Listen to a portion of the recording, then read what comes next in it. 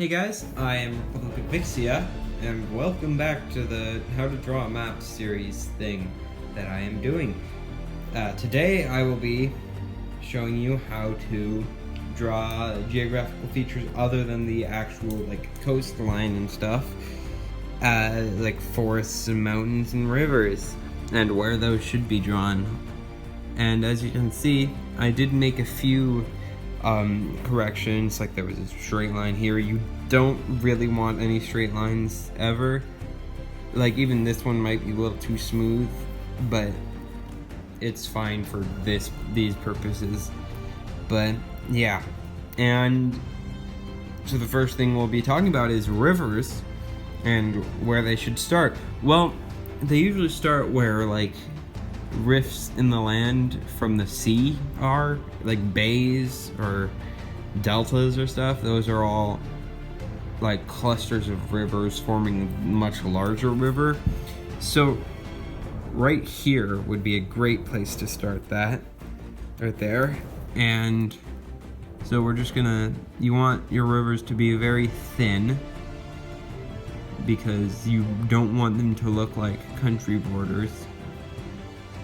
And then you want like little forks. And now there will be a continental divide somewhere, or all the rivers will flow in the same direction. You can't have one or the other. Like either all of these are flowing if up is north on this map, as it usually is with most maps, then this river will be flowing north, meaning there has to be a continental divide like here or somewhere, meaning every river below this will flow south. Like, to prove my point, let's draw one here. This would be probably a good place.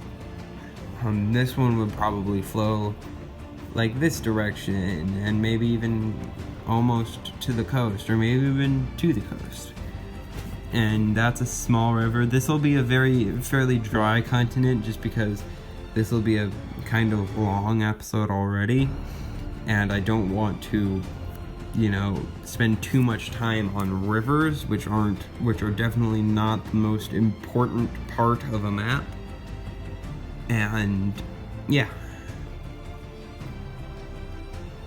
So there will sometimes be little forks. I personally think that's definitely a good thing to put for a river, little forks. But there can be ones that are just straight rivers, no tributaries or anything. Just straight shots, like right there. And you want them to kind of taper off at the end, so it gives the impression of this is where the river kind of turns into more of a stream, which I'm not showing on this particular map. If you have a smaller scale map, like say a map of a city-state, then you'd probably want to show a big, let me flip over, you'd probably want to start off rivers kind of like this, but you wouldn't want to color them, and you just have the two separate banks. I'm just showing you this for emphasis. And then it would eventually taper down into just what I was showing you with this stream, because city-states, as I was saying, are in a lot smaller scale than what you're drawing here. These are like big-ish rivers. And yeah, now on the islands you don't want to have as long or as thick of rivers, so you just want like little tiny, like here I'm drawing them here, you want little tiny ones here, since I made a mistake and drew that one there. So that one will be very long for an island, and it'll just go straight from there to there.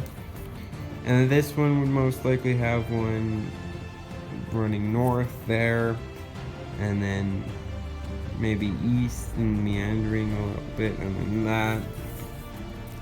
This one would definitely have a river, because it's a big enough island that would most likely, if you have one, unless this is a desert climate.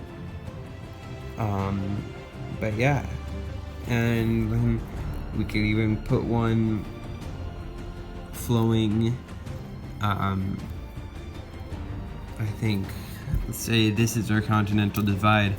We could put one flowing north-ish and then south-ish, if that's our continental divide.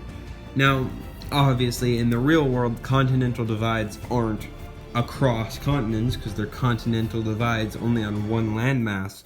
But for the sake of this and for the sake of time, we'll just say all the continental divides are roughly on the same location in the continent. So, like this one is right here. Now, how continental divides are usually marked is mountains, obviously, like it is in the U.S. where I live, and yeah, mountains are fairly easy to draw. You most likely want 1 or 2 per square, and they don't have to look perfect, and they can be like unlinked up, because it's just, they're not going to be perfect, because they will always, this is always, since I'm not a good drawer, they will always look kind of off. And see, here I made a mistake of just drawing them in a straight line because I'm focusing on recording the audio for the video. You want to kind of shift down and make it look kind of natural. And you don't have to follow the guidelines of the squares exactly. They are there to be a guideline, but they're not, you know, they're not necessary, really. And then, say, a few of the islands could have mountains on them, down there. And then this one probably, I don't know, maybe over along the coast where it's split off from the mainland, and then this one would probably have some here too. Because continental divides aren't the only place where mountains are found. And they can be a variety of sizes. Like, some of them can be big, some of them can be very small, and then big again, and then they can be like wide, and big, and then big, and you know, back and forth, just, you know, go wild. Mountains are one of those things where it's really up to the artist's interpretation of what it should look like. Because, I mean, it's to a point, rather, because you don't want mountains looking like straight up pieces from a board game in which they're just triangle, which is something I do a lot over here, as you can tell.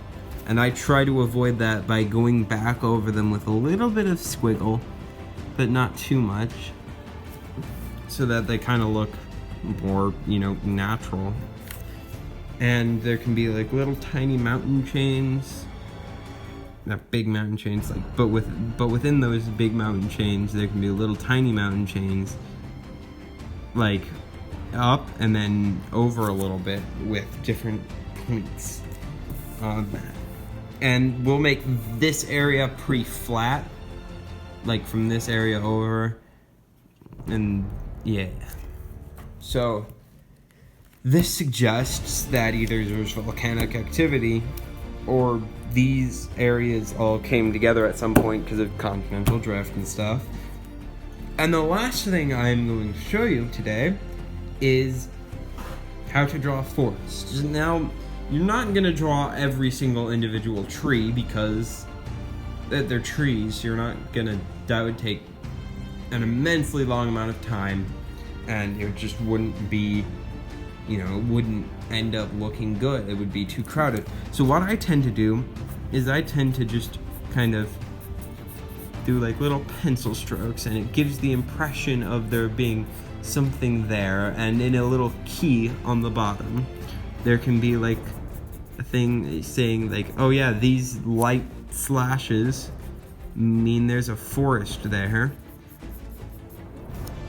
And yeah, it's one of the ways I've found to work, and I am using it on maps that I've been using it on maps for quite a while. None of the ones that I showed you had big forests like this one does, but I'm using it in other maps that I've made, and it ends up getting the best reaction for forests out of any of the styles I've tried, like drawing every single tree. That one took a long time, and it ended up just looking like a garbled mess, and so I threw it away. But yeah, that's beside the point. That's it for this video. Next video is going to be the meat of the series. It's going to be drawing the countries and where their capitals and borders should be located. And I will see you then. Goodbye.